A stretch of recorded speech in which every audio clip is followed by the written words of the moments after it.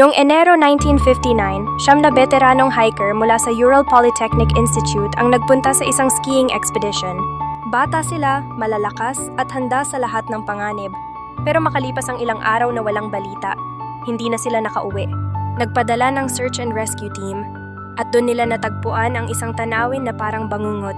Una nilang nakita ang iniwang tent ng mga hiker, pero ang nakakakilabot, punit ito mula sa loob na parang may hinahabol sila palabas. Sinundan nila ang mga yapak sa niebe. Kahit 30 degrees susi ang lamig, walang sapatos at walang medyas. At nang natagpuan ang mga katawan, halos hubad at nagkalat sa niebe. Yung iba, basag ang bungo at ribs na parang tinamaan ng matinding puwersa. Isang babae, wala ng dila at mata, pero walang bakas ng tao o hayop na umatake. Parang may pinagtakbuhan silang hindi natin kayang ipaliwanag. Hanggang ngayon, walang nakakaalam kung ano talaga ang nangyari. Ilan sa pinaka-pinag-uusapang teorya. 1. Avalanche, pero hindi natabunan ng tent. 2. Military testing. Baka daw may sikreto o sandatang sumabog na nagdulot ng panic. 3. UFO encounter. May nakakita ng kakaibang ilaw sa langit. 4.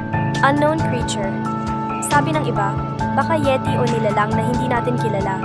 Pero walang bakas ng paa. Walang malinaw na sagot at nananatiling nakakatindig balahibo ang kaso hanggang ngayon. Hanggang ngayon, ang Dyatlov Pass incident ay isa sa pinakanakakatakot at misteryosong totoong kwento sa mundo. Siyam na hiker ang pumasok sa bundok at malamig na bangkay lamang ang bumalik.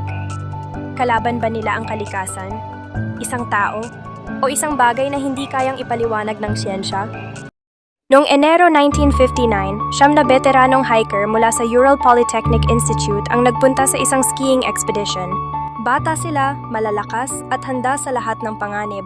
Pero makalipas ang ilang araw na walang balita, hindi na sila nakauwi. Nagpadala ng search and rescue team at doon nila natagpuan ang isang tanawin na parang bangungot. Una nilang nakita ang iniwang tent ng mga hiker, pero ang nakakakilabot, punit ito mula sa loob na parang may hinahabol sila palabas. Sinundan nila ang mga yapak sa niebe. Kahit 30 degrees susi ang lamig, walang sapatos at walang medyas. At nang natagpuan ang mga katawan, halos hubad at nagkalat sa niebe. Yung iba, basag ang bungo at ribs na parang tinamaan ng matinding puwersa. Isang babae, wala ng dila at mata, pero walang bakas ng tao o hayop na umatake. Parang may pinagtakbuhan silang hindi natin kayang ipaliwanag. Hanggang ngayon, walang nakakaalam kung ano talaga ang nangyari. Ilan sa pinaka-pinag-uusapang teorya. 1.